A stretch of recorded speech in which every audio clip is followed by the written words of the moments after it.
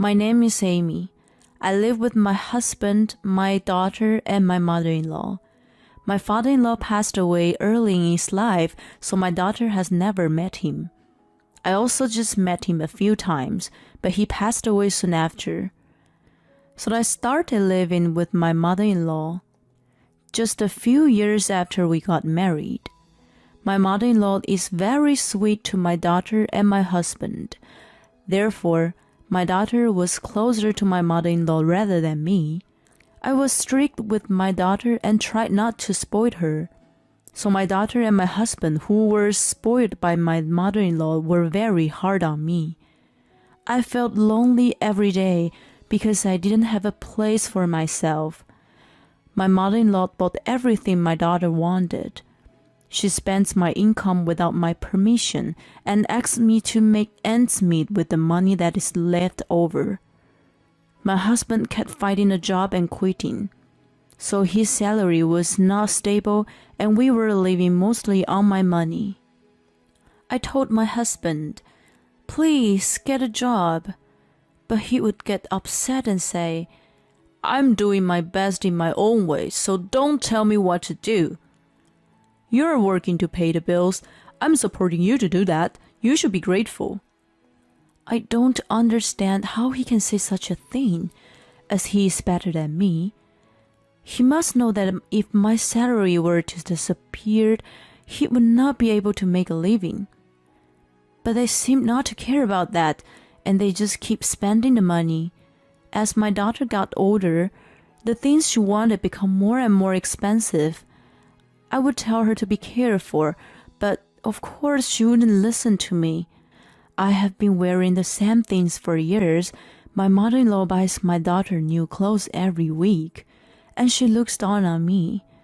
It's my money, but the one whom my daughter says thank you to is my mother-in-law who buys for her. And my daughter treats me like an enemy. She seemed to have forgotten that it was me who earned money.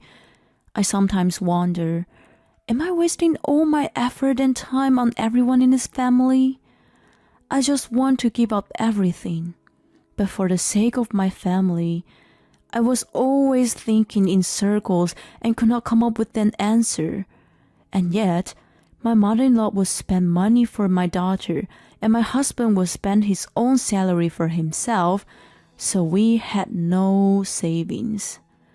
I sometimes felt afraid that we might not be able to make ends meet without borrowing money.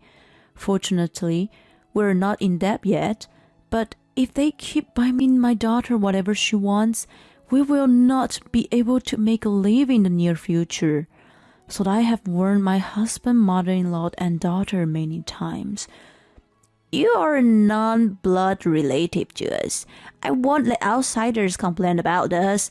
How we use the money is not your business. That's how it ends up.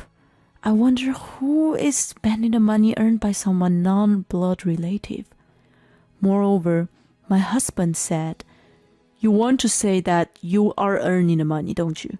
But what's wrong with spending it? We're just spending the money we have at home. We're not borrowing money, so what are you complaining about?" He would say things like that. My daughter will be laughing at me. She would say to me, "Work harder." I was depressed because I thought I had raised her wrong. I have to work and do housework every day, and it's really hard. But working makes me not think about my family, so I think it's the best thing to do. No matter what I say, there is no one in this house who will stand by me, no matter how busy I get at work. "Hey, Mill, hurry up." That's all. It's my fault that housework is not done. It's my fault we don't have money. I can't take it anymore. I'm tired of working and I'm tired of being at home. I don't even have time to sleep. So even though I was mad at my family, I honestly did not have the energy to get angry with them. So I got into the habit of working before I got angry. But this life was taking a very heavy toll on my body. One day, my daughter said to me, "I want my pocket money. I'm going to high school now. Grandma does buy me things I want, but I don't have any money. I said, Why do you need pocket money when you got what you want? You're so mean. Ugh, useless. That's why Grandma and Dad don't like you. She said so and went back to her room. Pocket money. I knew it. I knew that my mother-in-law was giving her pocket money from my salary. She said it was from her pension, but it was my money. My daughter didn't know about that, so she thinks I'm stingy.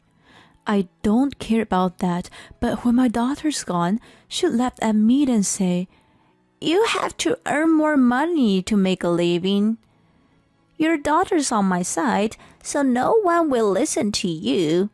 She smirked and said so. The stress piled up and I finally collapsed. The doctor told me I had a stomach ulcer. I needed to be hospitalized and the surgery as soon as possible. When I told my family about it, my mother-in-law said, You're not that weak to be put in the hospital. Then my husband said, You can't stay in the hospital. You have to work. When I saw their reaction, everything I had endured until then exploded at once. Enough! I've been supporting you all this time, but I can't take it anymore. I'm leaving. That's all I said, and I left home. I completely cut myself off from them and stopped having anything to do with them. I asked my parents to bring me what I needed for my husband's day and to spend any other belongings to me, even if I had to pay cash on delivery. I also told the company that I wanted to make a new bank book for my salary. I made sure that the three of them could never touch my salary again. My parents said, We're so sorry you had to endure this. When you finish the treatment, just come back. We'll have a good time living together, they said. I was so worried about going back to my home that I couldn't stay calm in the hospital, but after hearing that, I felt much better.